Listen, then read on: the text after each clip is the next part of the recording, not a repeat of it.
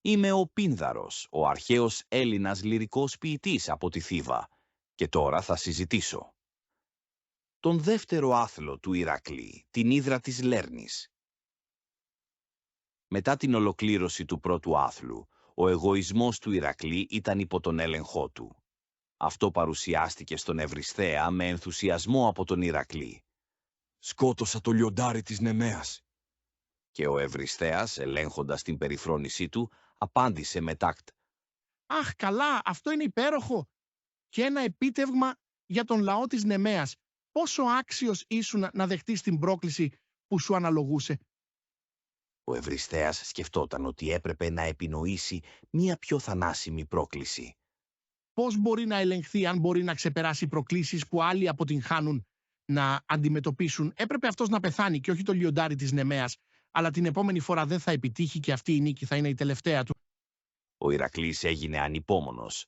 «Ποιος είναι ο επόμενος άθλος που πρέπει να αναλάβω?» Εσύ πρέπει να εξαλείψεις την Ύδρα της Λέρνης. Τώρα φύγε. Η Λέρνη είναι ένα μέρος στην Ελλάδα που περιείχε πολλές πηγές γλυκού νερού, λίμνες και βάλτους. Μία ύδρα ζούσε σε μία από τις λίμνες και είχε 9 κεφάλια. Ένα κεφάλι ήταν αθάνατο και τα υπόλοιπα θνητά. Είχε θανατηφόρο δηλητήριο που προερχόταν από το διαφανές της αίμα και η ανάσα της μπορούσε να σκοτώσει. Φημολογείται ότι στο κάτω μέρος της λίμνης που φρουρούσε υπήρχε μία τρύπα όπου μπορούσε να φανεί ο κάτω κόσμος. Ο Ηρακλής έφερε τον ανιψιό του Ιόλαο, του οποίου το όνομα σημαίνει «ο ενεργοποιητής του λαού». Ο Ιόλαος ήταν εξαιρετικός ενίοχος. Με ένα άρμα πλησίασαν τον βάλτο δίπλα στο πηγάδι της Αμιμώνης στη Λέρνη, όπου ζούσε η Ύδρα. Όσο πλησίαζε, η δυσοσμία της αποσύνθεσης γινόταν πιο έντονη και ο Ηρακλής έπρεπε να καλύψει το πρόσωπό του. Στην αρχή η Ύδρα δεν ήρθε να αντιμετωπίσει τον Ηρακλή όταν έφτασε στην άκρη της λίμνης. Για να τη βγάλει, ο Ηρακλής έριξε φλεγόμενα βέλη στο νερό, προκαλώντας την Ύδρα να αναδυθεί και να τον πλησιάσει στη στεριά. Όταν πλησίασε αρκετά, ο Ηρακλής χρησιμοποίησε το σπαθί του για να κόψει τα κεφάλια. Καθώς τα κεφάλια έπεφταν, από τους λαιμούς μεγάλωναν γρήγορα 2 νέα κεφάλια. Ο Ηρακλής συνέχιζε να το κάνει αυτό μέχρι που βρέθηκε περικυκλωμένος από κεφάλια. Το δέρμα του λιονταριού τον προστάτευε, αλλά ο Ιόλαος μπορούσε να δει πόσο μάταιη ήταν αυτή η στρατηγική. Τότε ο Ιόλαος είπε στον Ηρακλή ότι θα βάλει φωτιά στη ρίζα των κεφαλιών μετά από κάθε κοπή. «Ηρακλή, αυτό δεν λειτουργεί, χρειάζεται διαφορετική προσέγγιση. Τα κεφάλια συνεχίζουν να μεγαλώνουν ξανά. Μετά την κοπή ενός κεφαλιού θα βάλω φωτιά στη ρίζα». Αυτό σταμάτησε την ανάπτυξη των κεφαλιών. Καθώς προχωρούσαν μαζί, ένας κάβουρας με το όνομα Καρκίνος στάλθηκε για να αποσπάσει τον Ηρακλή, αλλά εκείνος συνέτριψε τον κάβουρα με το πόδι του εύκολα. Αφού κόπηκαν όλα τα κεφάλια και εφαρμόστηκε φωτιά στις ρίζες, ο Ηρακλής βούτυξε τις άκρες των βελών του στο δηλητηριώδες αίμα της Ύδρας που θα του ήταν χρήσιμο αργότερα. Το αθάνατο κεφάλι τοποθετήθηκε κάτω από ένα βράχο στον δρόμο από τη Λέρνη προς το Ελαίο. Η Ήρα ήταν έξαλλη με αυτή τη νίκη και τοποθέτησε και τα 2 τέρατα στα αστέρια, ως τους αστερισμούς της Ύδρας και του καρκίνου. Η αγαπητή μου Ύδρα και ακόμα και ο καρκίνος έχουν αφαιρεθεί. Γιατί συνέβη αυτό? Τώρα έχω κάνει και τους 2 αστερισμούς για να θυμούνται οι άνθρωποι τις προσπάθειές τους και να λειτουργούν ως καθοδήγηση. Όταν ο Ηρακλής επέστρεψε να πει στον Ευρισθέα για την επιτυχία, ο Ευρισθέας είχε διαφορετική άποψη για το θέμα. Απατεώνα Ηρακλή, δέχτηκες βοήθεια από τον ανιψιό σου. Δεν μπορείς να μοιραστείς το βάρος σου με άλλους. Ο Ιόλαος σε βοήθησε και επομένως αυτός ο άθλος δεν θα μετρήσει προς το χρέος σου. «Τότε σε παρακαλώ, δώσε μου έναν επιπλέον άθλο για να αποζημιώσω». Έτσι, οι 10 άθλοι έγιναν 11. Ερμηνεία του μύθου με τα συμβολικά στοιχεία. Η Ύδρα της Λέρνης είναι μία αναπαράσταση των ψεμάτων, των ψεύτικων αληθιών.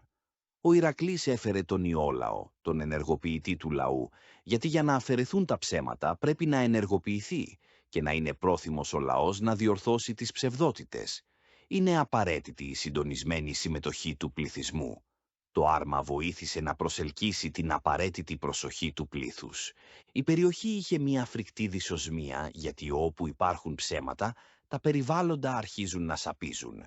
Ο Ηρακλής χρειαζόταν κάλυψη γιατί σε μια περιοχή γεμάτη ψέματα, χωρίς προφύλαξη, τα ψέματα θα γίνουν μέρος του ανυποψίαστου ήρωα. Η Ύδρα παρέμεινε σε λίθαργο μέχρι που ο Ηρακλής έριξε φλεγόμενα βέλη στο νερό, που συμβολίζουν την αποστολή μηνυμάτων της αλήθειας.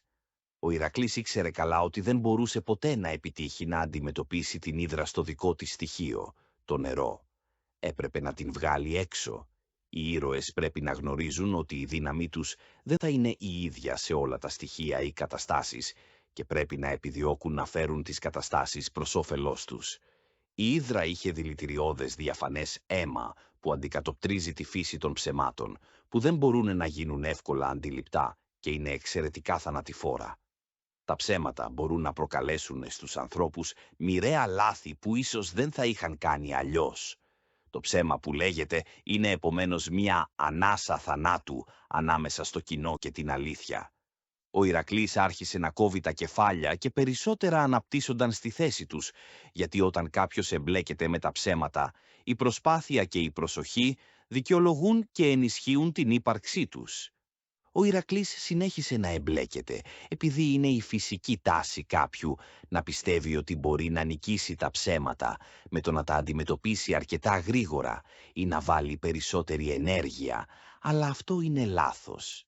Απαιτούσε την εξωτερική προοπτική του Ιόλαου, ενός συγγενή εμπιστοσύνης, καθώς περικυκλωμένος από ψέματα είναι δύσκολο ή αδύνατο να δει κανείς ποιος είναι φίλος ή εχθρός μόνο με βάση τις πληροφορίες ή την κρίση. Ο Ιόλαος μπορούσε να δει ότι η προσπάθεια ήταν μάταιη. Το άγχος και η απόγνωση από τις χαμένες προσπάθειες ανάγκασαν τον Ηρακλή να παγιδευτεί σε αυτή τη θέση. Το δέρμα του λιονταριού τον προστάτευσε από το δηλητήριο, γιατί τα ψέματα βλάπτουν μόνο αυτούς που δεν έχουν τον εγωισμό τους υπό έλεγχο. Παρ' όλα αυτά όμως παρέμενε παγιδευμένος. Ο Ιόλαος, βάζοντας τη φωτιά στις ρίζες των κεφαλιών, σήμαινε ότι η αλήθεια τοποθετήθηκε στην πηγή και ο λαός ενθουσιάστηκε να αποδεχτεί την αλήθεια, αποτρέποντας την ανάπτυξη των ψεμάτων. Ένα βασικό στοιχείο της δύναμης των ψεμάτων είναι το χαμηλό κόστος της παραγωγής τους και το μεγαλύτερο κόστος της αφαίρεσής τους. Καθώς η Ύδρα άρχισε να χάνει, ένας κάβουρας στάλθηκε. Αυτός ο κάβουρας ονομάστηκε καρκίνος. Ο κάβουρας αντιπροσωπεύει αυτούς που είναι κλεισμένοι μέσα στα ψέματα. Οι κάβουρες δεν μπορούν να περπατήσουν ευθεία μπροστά, μπορούν μόνο να περπατούν πλαγίως. Ομοίως τα ψέματα αναγκάζουν τους ανθρώπους να κινούνται με περίεργους τρόπους. Ήταν εύκολο για τον Ηρακλή να συντρίψει τον κάβουρα, καθώς η κοσμοθεωρία του είναι εύθραυστη και η θέση του χαμηλή. Το τελευταίο κεφάλι ήταν αθάνατο, γιατί τα ψέματα δεν μπορούν να καταστραφούν για πάντα και θα επανεμφανιστούν για μελλοντικούς ήρωες που θα τα πολεμήσουν. Τοποθετώντας το κεφάλι κάτω από ένα βράχο, ήταν απλώς μια καθυστέρηση και μια υπενθύμηση για όσους βρίσκονται στον δρόμο μεταξύ της Λέρνης και του Ελαίου. Γι' αυτό αυτός ο άθλος δεν μετρήθηκε. Τέτοιες προσπάθειες για την εξάλειψη των ψεμάτων είναι μόνο προσωρινές. Συχνά το σωστό αποτέλεσμα προκύπτει για λάθος λόγους. Όταν ο Ηρακλής έβαλε το αίμα της Ύδρας στις άκρες των βελών του, χρησιμοποίησε αποτελεσματικά το όπλο του αντιπάλου του. Αυτό λέει ότι ο Ηρακλής έπρεπε να χρησιμοποιήσει οποιοδήποτε όπλο ή προσέγγιση που θα έφερνε τη νίκη, ακόμα και χρησιμοποιώντας τα όπλα του αντιπάλου του εναντίον του. Η Ύδρα ήταν φρουρός της λίμνης που προσέφερε θέα στον κάτω κόσμο, τη μεταθανάτια ζωή. Τόση καταστροφή σε αυτόν τον κόσμο έχει προκύψει λόγω ψεμάτων σχετικά με τη μεταθανάτια ζωή, και τόσα πολλά από αυτά θα είχαν εξαλειφθεί αν οι άνθρωποι μπορούσαν να δουν την αλήθεια για το τι ακολουθεί. Η εσωτερική απεσιοδοξία σχετικά με την επόμενη ζωή προκαλεί σε πολλούς να αναζητήσουν την αλήθεια στα ψέματα. Επιπλέον αποσπάσματα. Οβίδιος, Μεταμορφώσεις 992, το κέρδος της Ύδρας από την απώλεια, με διπλή δύναμη, ήταν όλο μάταιο. Οβίδιος, Ηρωίδες 987, μετάφραση Σάουερμαν, ρωμαϊκή ποίηση 1 π.Χ. με 1 μετά Χριστόν. Ο Ηρακλής διηγήθηκε τις πράξεις. Το γόνιμο φίδι που ξαναγεννιόταν από την καρποφόρα πληγή, εμπλουτισμένο από τη δική της βλάβη. Βυργίλιος, Ενιάδα 6.287, μετάφραση Φερ Κλαφ, ρωμαϊκό έπος 1 π.Χ., Πολλές τεράστιες μορφές διαφόρων θηρίων βρίσκονται μπροστά από τις πύλες του Άδη, κένταυροι και διπλόμορφες σκύλες και ο εκατοντάποδος βριάρεος και το θηρίο της Λέρνης, η Ύδρα.